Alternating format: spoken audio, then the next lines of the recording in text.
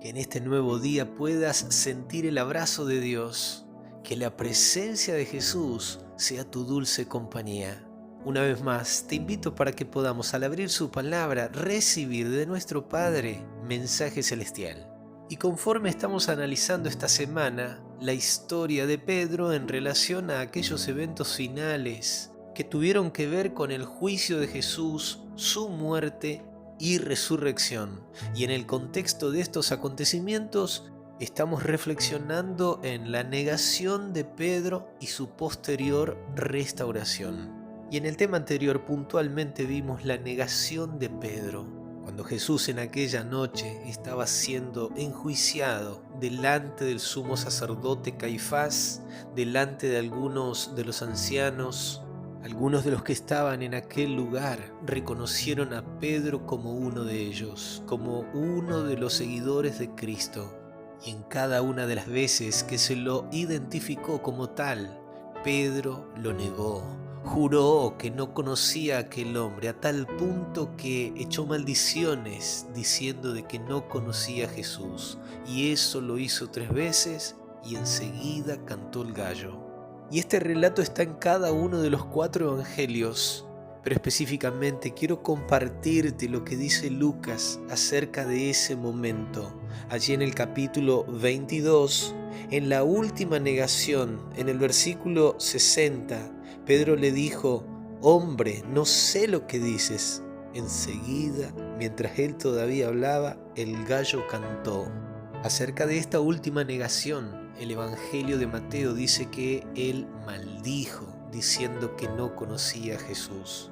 Pero lo que quisiera resaltar en esta ocasión es lo que dice en los versículos 61 y 62. Después que el gallo cantó, aquí Lucas dice: «Entonces, vuelto el Señor, miró a Pedro, y Pedro se acordó de las palabras del Señor que le había dicho: antes que el gallo cante, me negarás 3 veces».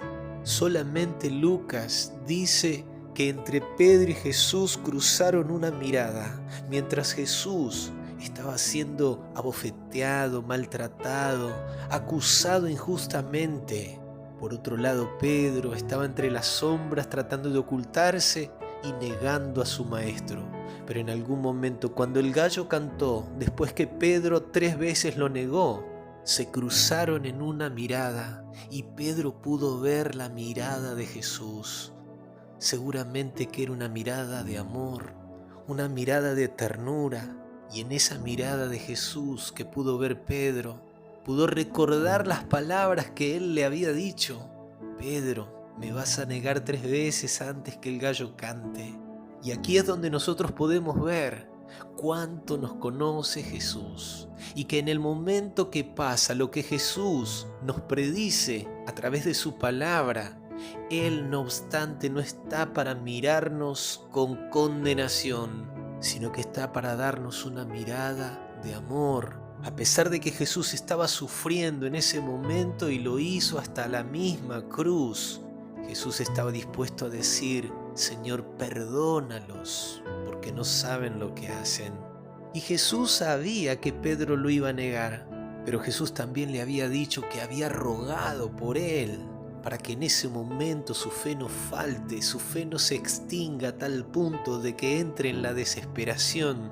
Es por ello que en esa mirada Pedro pudo reconocer su error, su debilidad. Y en el verso 62 se nos dice que Pedro, saliendo fuera, lloró amargamente. Saliendo fuera, seguramente corriendo en la noche, buscando un lugar apartado donde gritar y llorar por haber negado a su maestro. Y como dice Lucas, lloró amargamente. Era un llanto de tristeza, era un llanto de dolor, pero también era llanto y tristeza que lo impulsaron a un verdadero arrepentimiento. Y de allí en más comenzaría un proceso de restauración. En ese llanto Pedro pudo desahogarse de alguna manera, pero ahora quedaba recomponer el error que él había cometido. Y como ya lo hemos mencionado, no solo Pedro se acordó en ese momento al mirar a Jesús de lo que Jesús le había dicho acerca de la negación antes de que cante el gallo, sino que también Pedro seguramente se acordó de que el maestro le había dicho: he rogado por ti para que tu fe no falte. Y sería esa fe que Pedro necesitaría en ese momento, esa fe que es un don de Dios. Ese don de Dios que lo ayudaría a caminar en el camino del arrepentimiento para volver a los brazos de Jesús.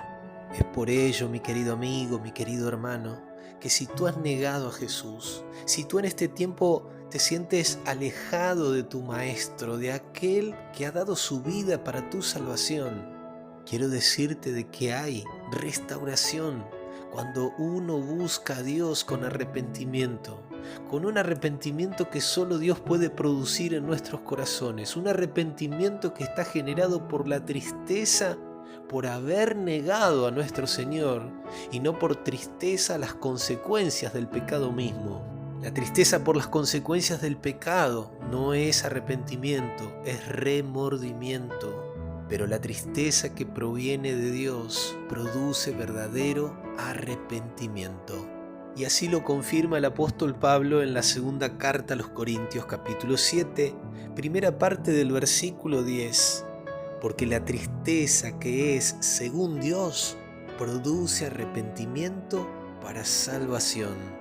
Y déjame decirte que de la misma manera que Jesús rogó al Padre por Pedro, de la misma manera Él está rogando por ti delante de Dios, intercediendo en tu favor, para que si en este tiempo es necesario, tú también procedas al arrepentimiento.